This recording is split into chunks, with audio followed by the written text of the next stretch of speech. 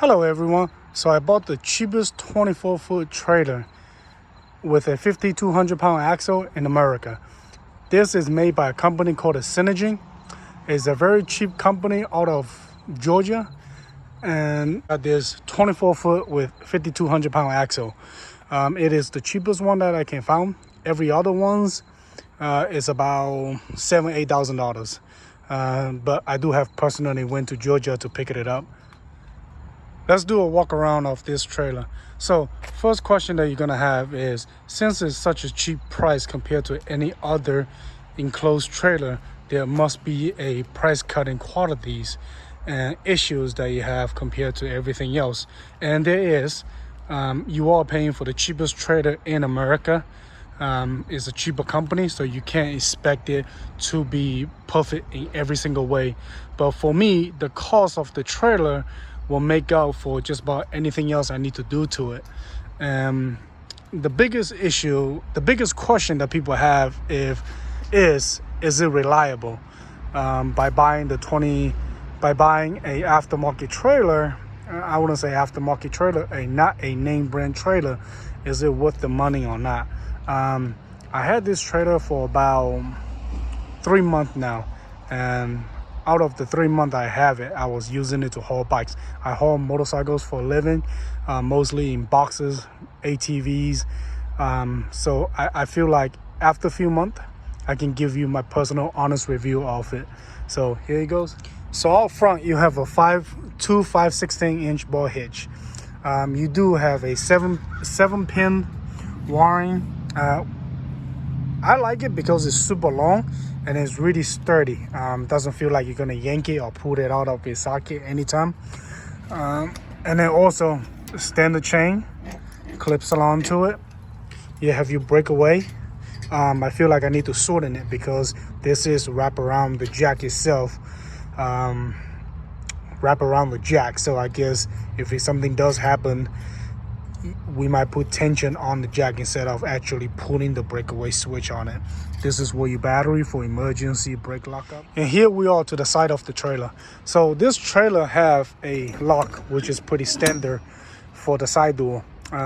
This one does not have a, basically the door is only holding on by this latch right here.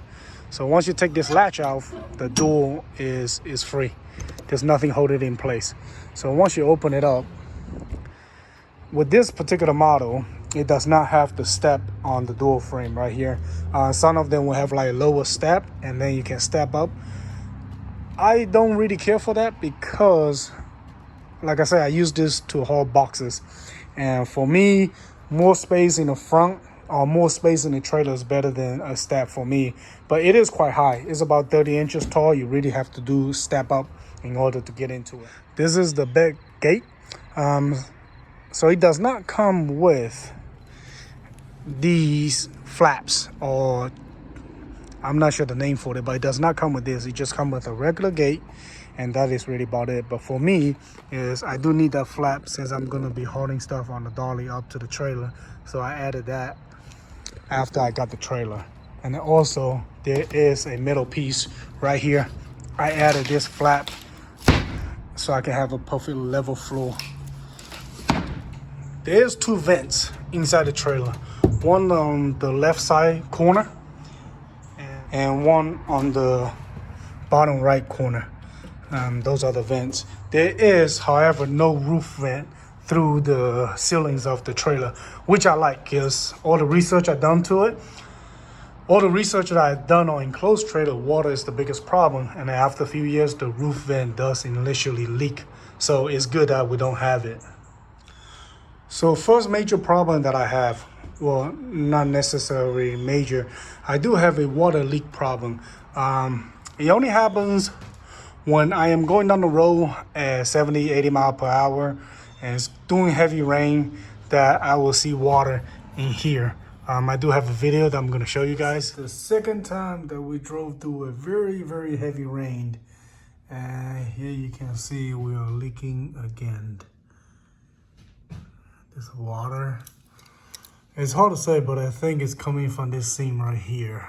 This is every time it gets wet, and then we got some water coming here. Besides the water problem, which I think I'm just gonna head up there and re-silicone things up there, because this is a panel roof. It's not a solid piece. It's not solid one-piece roof. So I'm gonna go up there, silicone as much gap as I can, and then we can go from there. Next time, if it rains real big, I'll be able to let you guys know if it's gonna be good or bad. The trailer does come with 4 D-rings at each corner, because you can't use this trailer to haul cars. So there is a D-ring in that corner, a D-ring in that corner, and same has the D-ring in that corner and D-ring in that corner. And the reason why you can't see the D-ring in this floor is because when I first got it, I was walking on the trailer, and I do feel there's a couple spots, which especially is right behind the axle, right here in the middle, that when I step on it, I can feel the fluid going in a little bit. It's a lot softer in that particular spot. Besides that, I figured since I'm going to be hauling boxes on it, so first thing I did is I went to the hardware store and I got 1/2-inch plywood, and I applied it down. I just basically screwed it right down onto the existing floor. I figure I'll be using it. It's going to be heavy. I want the floor to be stronger, because I will scratch it up, and you can tell the floor has been through some abuse. But that's the reason why I want to put it on it. So even if the floor doesn't have a saggy spot, I would have still put another floor on top of this. It doesn't cost that much money. I think the floor only costs about $100 and some change, besides screws and glues and stuff like that. And those D-rings all underneath here. When I put a plywood down, it didn't really make any surface uneven, so I just left it down there. I can still haul cars if I put this E-track down on the floor, and I can strap the car up to it. So far, that's not a problem. I can still haul cars if I wanted to in the future, which is great. One of the bigger issue I was worrying about is the since it's enclosed trailer, it's pretty low to the floor, and I was worried that it might bottoms out. Yeah, actually have not bottomed out. Yeah, bottomed out to me once, because I was it was a pretty high parking lot. But besides that, just about 80% of the place that you're going to be going to, you will not have a problem, which that I was very, very happy about. So for the lights, you get amber lights on the roof, three of them in the front. Basically nothing on the side, except there is a reflector down there. Nothing on the side until you get all the way to the back. Then you have one on the top over there, one on the top, one on the bottom over here. And if you come around back, there's 2 LED lights on each side, and then there's brake light on the top as well, but those just regular bulb. Like I said, the only LED lights is the 2 on the side. And as you can tell, 2 of my rims are actual different design. Reason why is when I went down the road, when I first got the trailer, I drove back. A day later, I found a nail inside the trailer. I believe I have a picture of it. I plugged the nail, and then after about 300 miles, I'm not sure what's going on. Maybe the air came out. The tire completely blew. I believe here's a picture of it.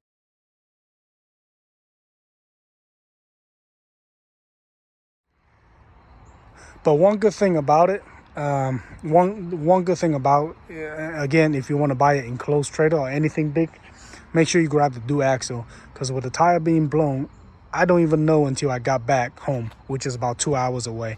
I don't know when it got blown out.